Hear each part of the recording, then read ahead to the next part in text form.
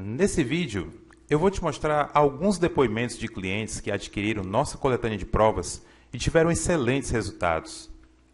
Eu quero te inspirar a manter firme o seu propósito de passar em concurso público. Conferi o resultado do concurso da Caixa e passei em 14º lugar para Aracati. Suas dicas me ajudaram bastante. E o que eu tenho a dizer agora para os que estão começando é possível sim. É só acreditar, focar e resolver exercícios. Valeu, Daniel. Depoimento da Lígia Gugel, de Aracati, Ceará. Bom dia, Daniel. Estou enviando para agradecer pelo material que comprei de você, pois foram de suma importância para minha aprovação em 2 concursos. Obrigada. Leila Castro, de João Pessoa, Paraíba. Daniel, obrigada por este carinho todo. A boa notícia é que passei no concurso público de janeiro e já tomei posse. Realmente as apostilas digitais me ajudaram muito. Obrigada. Esse foi o depoimento da Marli Aparecida, de Pau dos Ferros, Rio Grande do Norte. Muito obrigado, Daniel, pelas dicas. Gostaria de continuar recebendo as mensagens. Passei no concurso para professora de educação infantil. Será um desafio, primeira experiência como professor, pois há 10 anos que trabalho como técnica de enfermagem em um centro de educação infantil. Apesar de não conquistar um dos primeiros lugares, 75 de quase 1.200 candidatos, provavelmente serei chamado no final do ano. Muito obrigado. Loraci Walter, Manaus, Amazonas. Bom dia, Daniel. Que ótima surpresa. Muito obrigado por disponibilizar um novo material. Tenho que agradecê-lo, pois através de você fui aprovado num concurso para fonoaudiologia na Prefeitura de Mirandópolis, no interior de São Paulo. Estou muito feliz. Começo a trabalhar no dia 6 de fevereiro. Muito obrigada por todo o material, dicas e incentivos enviados. Grande abraço. Angélica Rufino, de Mirandópolis. Bem, esses foram alguns depoimentos de pessoas que alcançaram a transformação em suas vidas passando em um concurso público. E eu quero encorajar você a chegar lá. Finalmente, eu quero falar agora sobre as 13 técnicas de chute de autoria do professor Sapoia. São técnicas que podem fazer toda a diferença na sua preparação aí para as provas. Papel e caneta na mão para você anotar e ficar a par de estratégias que vão fazer a diferença na hora de você estudar e resolver as provas. Sem mais demoras, vamos lá. As 13 técnicas são: primeira, a cara do gabarito; segunda, as grandes opções; terceira, a ovelha negra; quarta, a mais votada; quinta, a politicamente correta; a sexta, inclusivas; sétima, exclusivas; a oitava, a politicamente incorreta; nona, batata podre; a 10ª, a casca de banana; 11ª, causa-consequência; a 12, eliminação das absurdas; e a 13, inversões. Bem, acredito que você deva ter ficado curioso. Então, acompanhe agora a explicação detalhada de cada uma dessas técnicas na sequência a seguir. Ele sabe muito o que está falando e você já pode utilizar essas técnicas, essas informações valiosas em seu próximo concurso. Vamos lá? A técnica do chute é um grande sucesso, então eu vou fazer mais um vídeo sobre as 13 técnicas de chute para prova de concurso, vestibulares e Enem, tá? Mais informações lá no meu site da técnica do chute. Bom, o que é a técnica do chute? A técnica do chute é a inteligência, é a gente adotar uma dupla abordagem. O que é dupla abordagem? A gente vai atacar uma prova com a técnica do chute e com o conhecimento tradicional. Esse negócio de que se você chutar, você não tem que estudar, é tudo mentira. Tá? As pessoas inteligentes sabem que se você lança 2 olhares, dupla abordagem, ou dá um tratamento multidisciplinar no assunto, a sua chance de sucesso é muito maior. Então é questão de inteligência.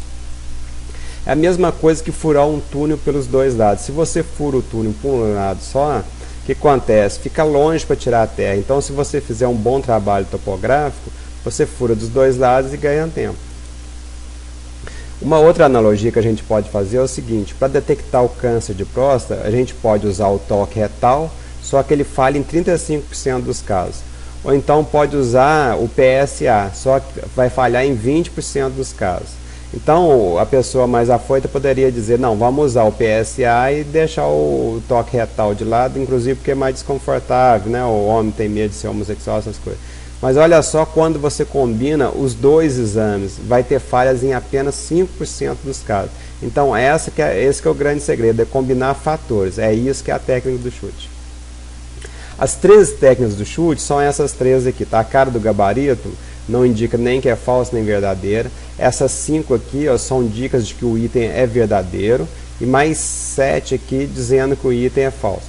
Então são várias técnicas, eu vou detalhar cada uma dessas aqui para vocês. Aqui está só um quadro sinótico, tá? Que é a maneira que a gente estuda, a gente vai fazendo resumos. Bom, a cara do gabarito. Para usar a cara do gabarito, vocês têm que ter ciência que existem 3 tipos de prova.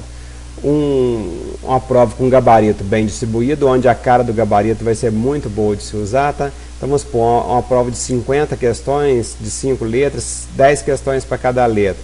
Você está terminando a prova, deixou 2 em branco, e aí você vê, por exemplo, tem a letra E está com 8 só, você chuta as 2 na letra E para distribuir bem o seu gabarito também, tá? Que aí vai bater com o do examinador. Isso aqui, as boas bancas já descobriram a minha técnica do chute, já estão evitando esse gabarito bem distribuído, então vocês têm que olhar com cuidado. Sem coordenação, então as bancas menos coordenadas, às vezes concentram numa letra só, então não é muito aconselhável usar a cara do gabarito, a não ser que você descubra qual a letra que o examinador está concentrando e chute nela. Na Polícia Rodoviária Federal de 2009, teve 5 questões de física. Se a pessoa não acertasse 2, ela era eliminada do concurso. Então o que você faz? Se você souber fazer uma questão, você tem que chutar as outras 4 numa letra diferente da que você marcou. Então a sua probabilidade de acertar 2 seria bem maior. Então existem vários casos, tá? A cara do gabarito eu não gosto muito, mas tem lá o seu uso. As grandes opções é o seguinte: o item maior, ele tende a ser verdadeiro. Por quê? Porque o examinador, quando ele copia o conceito, ele copia o conceito por inteiro. Porque se ele copiar a parte só, pode ser que anulem a questão. Então, o item correto, ele é grande, ele dá até sono na gente. E o item menor também tende a ser verdadeiro quando o examinador está inserindo uma batata podre, quando ele está inserindo uma falsidade. Então acaba que os 4 itens que ele falseia fica maior do que o item verdadeiro. Com a prática a gente vai pegando a manha. Ovelha negra, o que é? A opção correta é diferente das demais, tal como uma ovelha negra em um rebanho, muitas vezes por conta do tamanho. Então até é muito grande ou muito pequena, tá? Mas a ovelha negra é aquela, se você não tem nenhuma dica para chutar, chuta no item diferente dos outros 4, tá? Às vezes dá certo. A mais votada é um pouquinho contrário da ovelha negra. Para dificultar a questão, o examinador tende a repetir a verdade em quase todos os itens. Daí é só fazer a estatística e escolher a mais votada. Essa da mais votada aqui nas bancas mais sofisticadas já fica mais difícil, tá? E aparece muito nas bancas mais primárias. Então, por exemplo, se perguntasse qual a cor da bandeira do Brasil, põe lá amarelo, verde, roxo, amarelo, azul, cor de abóbora. Então, tá vendo? O amarelo está repetindo, então é sinal de que é verdadeiro. Cor de abóbora, essas cores que não vai aparecer em apenas um dos itens, são os menos votados, então esse tende a ser o item falso. Politicamente correto, isso aqui no Enem cai demais. Por quê? Porque o Enem é um trem que parece que o examinador quer dar lição de moral na moçada. Mas em quase todas as bancas usam, tá? Então você tem que pegar o viés do examinador. Qual que é o viés do examinador? O examinador tende a obedecer aos consensos. Então, por exemplo, aquecimento global. Eu acho que é uma grande besteira, mas todos usam, tá? Então não importa se é verdade ou se é mentira. Importa é que seja politicamente correto. Então aquecimento global é uma mentira, mas é politicamente correto. Politicamente correto, para mim, nada mais é do que uma grande mentira. Os itens corretos, muitas vezes, nos trazem verdadeiras lições de moral, tá? Enem, acompanha o pensamento da maioria e é politicamente correto. As inclusivas. Essas palavras inclusivas aqui são chave para a gente determinar se um item é correto. Quando prevêem exceções ou usam palavras inclusivas, geralmente são corretas. Tá vendo? Até os jornais usam muito a palavra pode, tá? Palavra-chave. A princípio, predominantemente, em geral, em regra. Então, quando tem essas palavras amenizadoras dos itens, é porque o item pode é uma regra, mas que pode ter alguma exceção. Então, aí o item é correto. Exclusivas é o contrário, é o item muito forte, então é indicativo de que o item ele é falso. quando a opção é muito forte, não deixando brecha para as exceções. Geralmente são incorretas. Tá vendo? Geralmente, até aqui a gente usa de novo geralmente. Palavras-chave: garante, nunca, sempre, obrigatoriamente, não, totalmente, apenas, jamais, em hipótese alguma, em tempo algum, de modo algum, só, somente, unicamente, exclusivamente, tão só, tão somente. Então existem várias palavras exclusivas, tá? E vocês analisam dentro do contexto da prova também.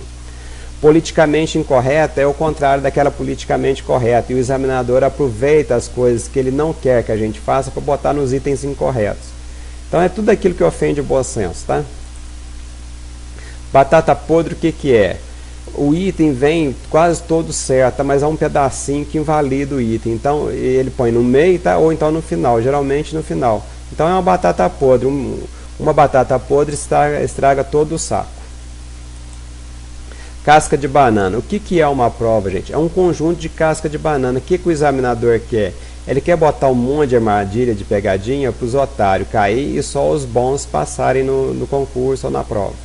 Então, cuidado, concordo que é sacanagem, mas sempre tem. O lugar preferido é a letra A, tá? Isso aqui está sendo um pouco abandonado, principalmente no Enem, mas pode vir abaixo. Muitas vezes é uma verdade, mas que não pode ser inferida do texto como é pedido. Então, o texto fala uma coisa e o item, que é uma casca de banana, fala uma verdade, só que não é o que está falando no texto. E essa questão da letra A também, você só marca a letra A depois de verificar bastante, tá? Nunca marca a letra A de cara. Outras vezes é uma mentira tida como verdade por muitos, mas que é desmentida pelo texto. Causa-consequência. Essa aqui é bem interessante, por quê? Porque ele traz duas frases num item e fala que uma é causa ou consequência do outro. E muitas vezes os dois itens estão corretos, só que um não é causa ou consequência do outro, então por isso a falsidade. E outras vezes também ele põe uma causa ou uma consequência absurda, tá? Geralmente a causa absurda. Mas o pior é quando ele traz dois itens corretos, tá? E fala que um é a causa do outro, ou consequência. Eliminação das absurdas, eu acho que nem é uma técnica de chute, é uma maneira de resolver prova de múltipla escolha. Então, toda vez que tiver 5 letras, não é para você marcar a correta, é para você marcar a mais correta. Para você marcar a mais correta, você vai eliminando as absurdas. Esse que é o grande segredo. Então, aumenta a probabilidade de acertos nos chutes, também nos livros das cascas de bananas, pegadinha e bobeira, nas matérias que estudamos com um grande sacrifício. Aquele velho erro de marcar a correta quando se pede a incorreta também é eliminado. Inversões é uma coisa bem interessante. Por quê? Porque o examinador pega conceitos e inverte, liga as palavras que os conceitos se referem invertidamente. Então, por exemplo, em concurso do Banco do Brasil e Caixa Econômica, ele põe definição de corretora e põe a palavra distribuidora, põe a definição de distribuidora e põe a palavra corretora. Então ele inverte, ele quer enganar a gente, ele quer causar confusão na cabeça da gente. Essas duas palavras já são parecidas, né, e confunde mais ainda. Então aqui está de novo o resumo das 13 técnicas de chute, tá? Vocês olham com bastante calma para poder aprender direitinho como funciona cada uma delas. Vocês vão ver onde isso, vocês vão ver nessa apostila minha aqui, a arte de marcar X, que é sucesso tranquilo, tá? O pessoal está adorando. Vou botar o link aqui embaixo para vocês pegarem ela. Tem também 25 vídeos sobre a técnica do chute, entendeu? Coloquei todas as técnicas do chute aqui, princípios, tudo, tá? É só vocês ir seguindo lá, digita lá no Google, no YouTube lá que vocês me acham. E existe também, eu estou fazendo 180 questões do Enem. Nessas questões do Enem, o que vocês vão achar?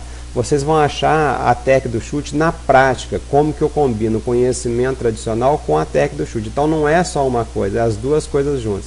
E é aqui que está o segredo. Falou, moçada? Eu preciso te falar agora o que contém o vídeo 4.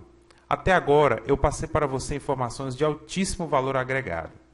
No próximo vídeo eu vou detalhar uma oferta que pode transformar a sua vida, elevando o seu patamar ao próximo nível.